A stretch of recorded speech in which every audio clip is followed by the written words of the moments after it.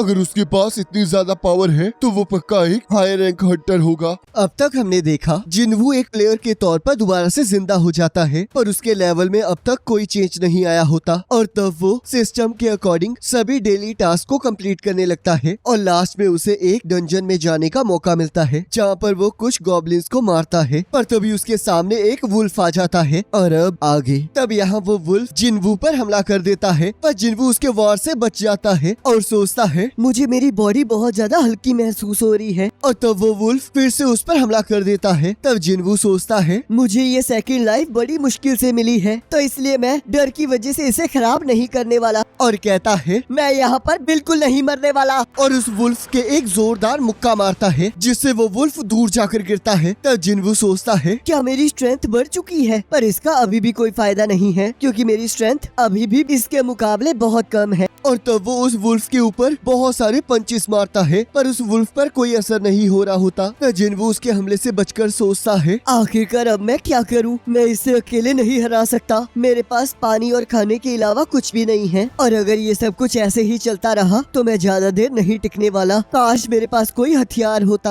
और रुको, मेरी इन्वेंट्री कहाँ है? और तब हम देखते हैं जिन्वू अपनी इन्वेंट्री में से एक तलवार निकालता है और तब वो वुल्फ जैसे उस पर हमला करता है वैसे ही जिन्वू उस वुल्फ के सिर को काट देता है। तब जिन्वू सोचता है पता नहीं ये तलवार मेरी इन्वेंट्री में कैसे आ गई, क्योंकि मिस्टर किम ने तो कहा था कि उन्हें ये तलवार 3 मिलियन में मिली थी और मैं तो इसे अफोर्ड भी नहीं कर सकता, तो आखिरकार ये कहां से आई। और तब हम देखते हैं अटैक ऑन टाइटंस की तरह जिन्वू के भी जख्म भाप बन के उड़ जाते हैं और तभी वहाँ 2 और वुल्फ आ जाते हैं। तब जिन्वू कहता है जब तक मेरे पास ये तलवार है तब तक मुझे किसी से भी डरने की कोई जरूरत नहीं है। पर हम देखते हैं वो तलवार जमीन में फंस चुकी होती है और वो वुल्फ्स उसकी तरफ बढ़ रहे होते हैं, पर जिन्वू अपनी पूरी ताकत से उस तलवार को बाहर निकालने में कामयाब हो जाता है और उन वुल्फ्स पर हमला कर देता है। पर हम देखते हैं एक वुल्फ अपने मुंह से उसकी तलवार को पकड़ लेता है। तब जिन्वू कहता है तुम्हारे दांत तो सच में स्टील के बने हुए हैं, पर अब जब मुझे तलवार मिल चुकी है तो इसे डिस्ट्रॉय करना बंद करो और उसे एक लात मार के उसके मुंह को अपनी तलवार से काट देता है और सोचता है अगर अब मैं ध्यान से सोचूं तो ये चीजें उस जगह से कम खतरनाक हैं। और तब हम देखते हैं एक वुल्फ डर के मारे वहाँ से भाग जाता है। तब जिन्वू अपने स्टेटस को देखकर कहता है मेरा लेवल तो बढ़ चुका है, पर कभी भी डेली टास्क को परफॉर्म करते हुए तो ऐसा कभी नहीं हुआ। हो सकता है कि ये इस लड़ाई की वजह से है और मेरे जख्म भी अपने आप ही बढ़ गए हैं, तो इसका मतलब जब मैं लेवल अप करता हूँ तब मेरी सारी एबिलिटीज 1 पॉइंट से बढ़ जाती हैं। मुझे डेली टास्क पूरा करके 3 पॉइंट्स मिलते थे, पर यहाँ मुझे 5 पॉइंट्स मिल रहे हैं, जिसका मतलब मैं लड़ाई में ज्यादा जल्दी लेवल अप करता हूँ। पता नहीं अब आगे मेरी एबिलिटीज कैसे बढ़ेंगी। मैं अपनी स्ट्रेंथ को महसूस करके ये बता सकता हूँ कि मुझे मेरी बॉडी कितनी हल्की फील हो रही है, तो इसका मतलब जितनी ज्यादा आपकी बेसिक एबिलिटी ज्यादा होगी उतने ज्यादा पॉइंट्स आपको मिलेंगे। इसका मतलब मैं सच में एक प्लेयर की तरह लेवल अप कर सकता हूँ। और तब वो उन वुल्फ में से मैजिक आइटम को ढूंढने लगता है, पर उसे एक वुल्फ का दांत मिलता है और सोचता है मेरे साथ बहुत अजीब चीजें हो रही हैं। अगर ये सब कुछ गेम है तो क्या इसका मतलब ये डंजन और ये मैजिक बीस्ट बाकी नॉर्मल डंजन से अलग है। और तभी उसके सामने एक शॉप का मेन्यू अपीयर होता है, पर हम देखते हैं उसके करंट लेवल के कारण वो कुछ भी खरीद नहीं पाता और तब वो उस वुल्फ के दांत को बेच देता है, जिससे उसे 20 गोल्ड कॉइन्स मिलते हैं। और वो कहता है पता नहीं ये 20 गोल्ड कॉइन्स मुझे कितना कैश देंगे, पर ये तो सिर्फ एक ई रैंक डंजन है, तो मुझे नहीं लगता कि 20 गोल्ड कॉइन्स कुछ ज्यादा है। तो अब मुझे क्या करना चाहिए? मैं बिना बॉस को डिफीट किए तो यहाँ से जा नहीं सकता और न ही मुझे ये लग रहा है कि इतनी जल्दी मुझे टेलीपोर्टेशन स्टोन मिलने वाला है, और अगर ऐसे ही चलता रहा तो मैं बिना खाने के तो यही मर जाऊंगा। चाहे ये एक ई रैंक डंजन है, पर फिर भी मुझे नहीं लगता कि मैं बॉस को हरा पाऊंगा, और शायद अगर मैं इसी तरह लेवल अप करता रहा तो मे भी मैं उसे हरा पाऊं और हो सकता है मैं उससे पहले मर जाऊं। और तभी हम देखते हैं वहाँ बहुत सारे वुल्फ्स आ जाते हैं। तब जिन्वू कहता है मैं पहले भी मर चुका हूँ, तो अब डरने का कोई फायदा नहीं है। और तब हम देखते हैं वो एक एक करके उन वुल्फ से लड़ने लग जाता है और कहता है मैं इतनी आसानी से नहीं मरूंगा और मुझे नहीं लगता कि तुम भी इतनी आसानी से नहीं मरने वाले, और वैसे भी अगर तुम आसानी से मर जाते तो मुझे बिल्कुल अच्छा नहीं लगता। और तब वो अपनी जर्नी को याद करने लगता है और वहाँ पर उन वुल्फ्स को मारना शुरू कर देता है और सोचता है मैं जब तक जिंदा रहूंगा तब तक अपनी आखिरी सांस तक लड़ता रहूंगा, और जब तक मैं स्ट्रॉन्ग नहीं बन जाता तब तक मैं रुकने वाला भी नहीं हूँ। और तब हम देखते हैं वो वहाँ के सारे वुल्फ्स को मार देता है, जिससे उसके बहुत सारे लेवल्स अप हो जाते हैं और उसे वुल्फ असैसिन का टाइटल मिलता है। तब हम यहाँ देखते हैं असली दुनिया में जो डंजन होता है वो भी बस टूटने वाला होता है, पर अभी तक कोई भी उसके पास नहीं आया होता। तब यहाँ जिन्वू कहता है, अब ये स्वॉर्ड ज्यादा देर तक नहीं टिकने वाली। मैं चाहे जो मर्जी वेपन ले आऊं, कुछ टाइम के बाद वो इस तरह खराब हो ही जाएगा। पर लगता है अब ये लड़ाई खत्म हो चुकी है। और तब हम देखते हैं उसकी सारी एबिलिटीज 40% से बढ़ जाती है और उसे बहुत सारी आइटम्स मिलती हैं, जिसमें टेलीपोर्टेशन स्टोन भी होता है। तब वो कहता है, अब मुझे क्या करना चाहिए? क्या मुझे वापस चले जाना चाहिए? पर मुझे नहीं लगता कि मुझे इस तरह आसानी से स्ट्रॉन्ग होने का कोई अगला चांस मिलेगा। और पता नहीं इस डंजन का भी क्या होगा, क्या ये भी गायब हो जाएगा? पर चाहे कुछ भी हो, मुझे ऐसा लग रहा है जैसे कि कोई अननोन पावर मेरे साथ खेल खेल रही है, तो इसलिए मैं यहाँ से बाहर नहीं जा सकता। और तब जिन्वू उस डंजन के और अंदर जाने लगता है। तब हम यहाँ देखते हैं जूही को हंटर एसोसिएशन की तरफ से एक कॉल आता है, जिसमें उसे डंजन ब्रेक के बारे में बताया जाता है। और वो सोचती है, क्या ये मेरी वजह से हुआ है, क्योंकि मैंने उनके साथ जाने से मना कर दिया था। और तब वो लोग उसे मदद के लिए उस डंजन के पास बुलाने लगते हैं। तब जूही जिन्वू को याद करके वहाँ जाने के लिए हाँ कर देती है। तब यहाँ जिन्वू डंजन के मॉन्स्टर्स को मारते हुए सोच रहा होता है, जब भी मैं लेवल अप करता हूँ मेरी बाकी मैजिक बीस्ट के साथ लड़ाई आसान होती जाती है, और साथ ही जो मैजिक बीस्ट के ऊपर नाम होता है उसका कलर भी चेंज होता जाता है। जैसे कि अगर कलर व्हाइट हो तो इसका मतलब वो मुझसे कमजोर है, अगर कलर ऑरेंज हो तो वो मेरे जितना ही ताकतवर होता है, और अगर कलर रेड हो तो वो मुझसे काफी ज्यादा ताकतवर होता है। पहले इन वुल्फ का नाम भी रेड कलर में था, पर अब ये व्हाइट हो चुके हैं, तो इसका मतलब ये है कि मेरी ताकत बढ़ चुकी है। पर अभी भी मुझे विश्वास नहीं है कि मैं नीचे वाले मॉन्स्टर को हरा सकता हूँ। ये शायद मेरी इम्प्रूव्ड परसेप्शन की वजह से है, जिस वजह से मुझे ये पता चल रहा है कि जो मॉन्स्टर यहाँ नीचे है वो बहुत ज्यादा डरावना होने वाला है। अब तो मेरा लेवल भी नहीं बढ़ रहा है, और अगर मैं इस स्वॉर्ड से और लड़ा तो ये टूट जाएगी। और तब हम देखते हैं जिन्वू नीचे की तरफ बढ़ने लगता है, जहाँ पर वो एक प्लेटफॉर्म पर पहुँच जाता है जहाँ आसपास पानी होता है। और तभी एक स्नेक मॉन्स्टर उस पर हमला कर देता है, जिससे उसकी तलवार टूट जाती है। तब जिन्वू सोचता है, मैं चाहे 15th लेवल तक पहुँच चुका हूँ, पर फिर भी इस मॉन्स्टर का नाम ऑरेंज कलर में लिखा आ रहा है, तो इसका मतलब यही यहाँ का बॉस है। ये पूरी तरह से हार्ड स्किन से कवर है, तो इसका मतलब स्वॉर्ड इसके खिलाफ यूजलेस है, पर मैं इसके साथ अपने हाथों से भी नहीं लड़ सकता हूँ। और तो हम देखते हैं वो मॉन्स्टर उस पर हमला कर देता है, और जिन्वू अपनी टूटी हुई तलवार के साथ उसके साथ लड़ना शुरू कर देता है, और सोचता है मुझे किसी भी तरह इसके डिफेंस को कमजोर करना होगा, पर आखिरकार मैं इसकी इतनी हार्ड स्किन को काटूंगा कैसे? और तब वो मॉन्स्टर उस पे हमला करके उसे पानी में फेंक देता है और उस पर दोबारा से हमला कर देता है, पर जिन्वू उसके हमले से बच जाता है। और तब वो मॉन्स्टर फिर से उसे दूर फेंक के उस पर ट्रेन फेंक देता है। तब जिन्वू सोचता है, मैंने सोचा था कि मैं थोड़ा ताकतवर हो चुका हूँ, पर मैं अभी भी बहुत कमजोर हूँ। आखिरकार मुझे इस मॉन्स्टर को हराने के लिए और कितना ताकतवर होना होगा? तब जिन्वू को मिस्टर सॉन्ग की बात याद आती है, जिन्होंने उसे कहा था कि सभी लोग तुम्हें यहाँ का सबसे कमजोर हंटर कहते हैं, तो इसलिए तुम्हें बहुत ज्यादा हार्ड वर्क करना होगा ताकि तुम उनका नजरिया चेंज कर सको। तब वो मॉन्स्टर फिर से जिन्वू पर हमला कर देता है और उसे एक पिलर पर पटक कर उसके आर पार कर देता है। तब जिन्वू कहता है, उन्होंने मुझे वो वाला नाम इसलिए दिया था क्योंकि मैं सबसे ज्यादा कमजोर था, और मुझे हमेशा से ये फील होता था कि मैं यूजलेस हूँ। जिसके पास बहुत सारी पावर होती है वो अनडिफीटेड रहता है, और कमजोर हमेशा उसके सामने झुकते हैं। कमजोर बस उसके सामने खड़े खड़े डरते रहते हैं। जो लोग कमजोर होते हैं उन्हें हमेशा कम आंका गया है, चाहे कमजोर, स्मार्ट या फिर नॉलेजेबल हो, पर वो एक स्ट्रॉन्ग के सामने कुछ भी नहीं है, और इसी वजह से उन लोगों को धोखा दे दिया जाता है। तो इसलिए जेंटलनेस बिल्कुल बेकार है, और अगर मुझे कुछ साबित करना है तो मुझे ताकतवर होना ही होगा, और मैं इसी वजह से यहाँ आया हूँ। और तब वो उस मॉन्स्टर के ऊपर चढ़ने लगता है, और तब हम देखते हैं वो मॉन्स्टर उसे फिर से नीचे फेंक देता है। तब जिन्वू फिर से उठकर कहता है, मैं ताकतवर बन के रहूंगा। तब वो मॉन्स्टर उस पर हमला कर देता है। तब जिन्वू उसे रोकते हुए सोचता है, मैं इतनी जल्दी हार नहीं मान सकता, क्योंकि उस चीज के सामने तो ये कुछ भी नहीं है, और ये तो मुझे उसकी तरह डरा भी नहीं सकता। और तब हम देखते हैं जिन्वू उस मॉन्स्टर के साथ लड़ने लगता है और उसे अपने हाथों से पकड़ लेता है, और सोचता है, मैंने अपने सारे एबिलिटी के पॉइंट्स स्ट्रेंथ में डाल दिए हैं, तो अब उसे यूज करने का टाइम आ चुका है। और उस मॉन्स्टर को जोर जोर से दबाने लगता है और कहता है, मैं तुम्हें अब मारने वाला हूँ। और तब हम देखते हैं वो अपनी पूरी जान से उसका गला दबाने लगता है, जिस वजह से उस मॉन्स्टर का खून निकलने लग जाता है और एट द एंड वो मर जाता है। तब जिन्वू खुश होकर कहता है तो आखिरकार मैं आखिर में थोड़ा ताकतवर तो हो ही गया।